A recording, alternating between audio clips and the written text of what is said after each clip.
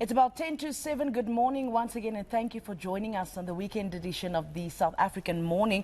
We've been talking about it all morning because all the country's citizens should learn South African Sign Language to facilitate effective communication with and ensure full participation of individuals who are deaf in all aspects of society. That's, of course, the appeal from the Minister in the Presidency for Women, Youth and People with Disabilities, Nkosazana Dlamini Zuma. And of course, joining us today, as we alluded to you a little bit earlier on, we'll be speaking to Aviwe Jamane, Director of the non-profit organization DEAFinition and Sign Language Interpreter. She's behind us.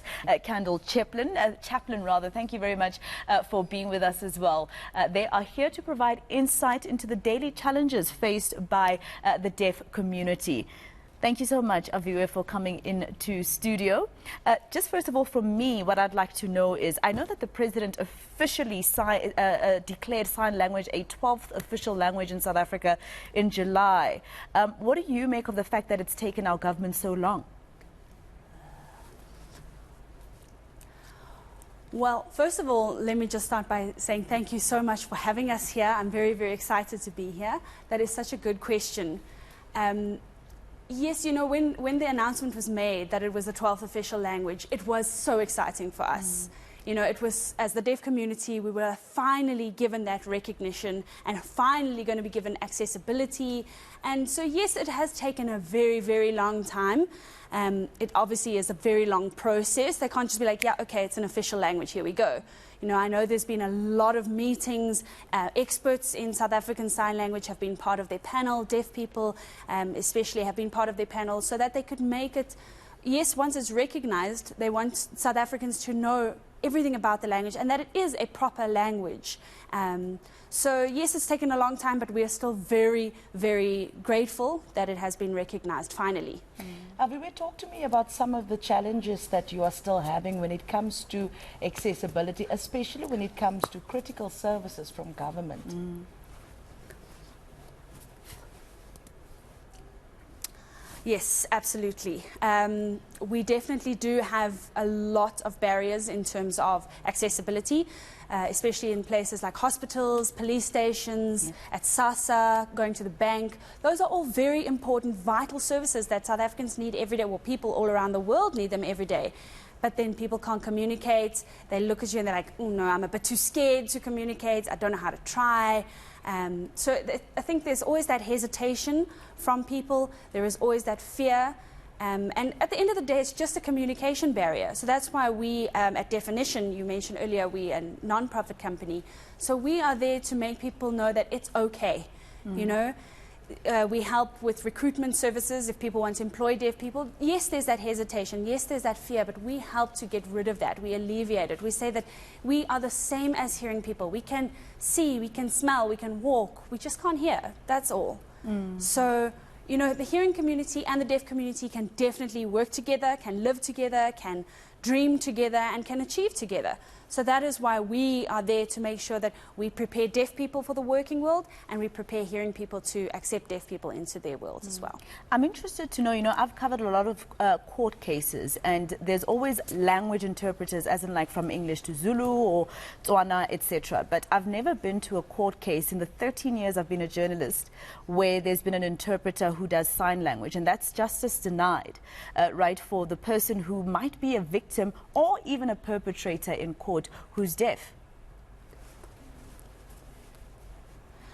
That is a big challenge. You know, the biggest problem is when, you know, deaf people don't have access to interpreters. And it actually happened very, very recently. Unfortunately, there was a deaf person who was a victim of sexual assault. And then the case was postponed and postponed and postponed. And then eventually the case was dismissed because there was no interpreter available to do the court proceedings. And the biggest problem is our interpreters are not qualified to do so. We don't have the right interpreters to do so. We don't have enough interpreters. And the problem is government don't know who to contact.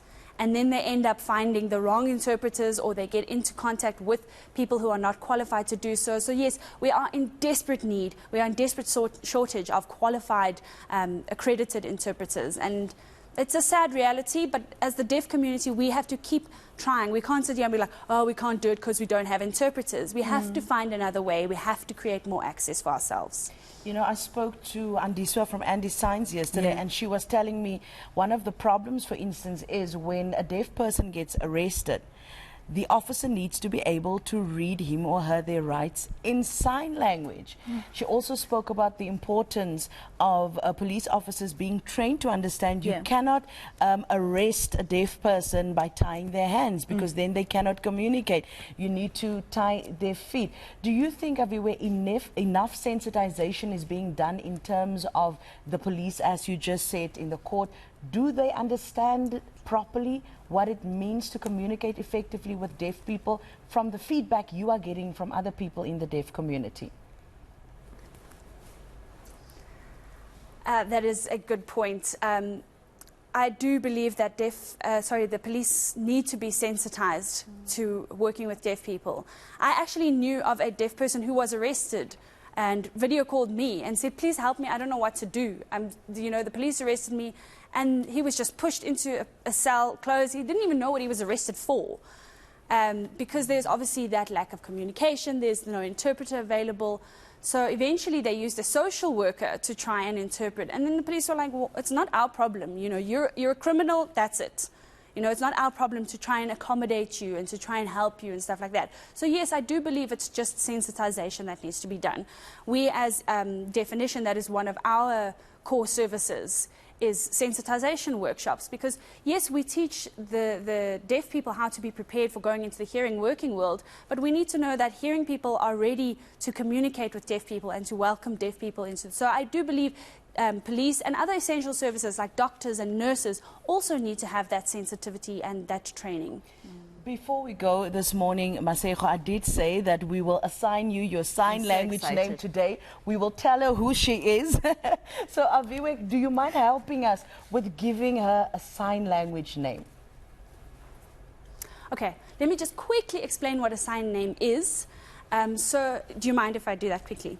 So a sign name it's a rite of passage in the deaf community. You have to get given your sign name by a deaf person. So they look at visual things, they look at your habits, those kind of things. So I will give you a sign name. This is going to be yours.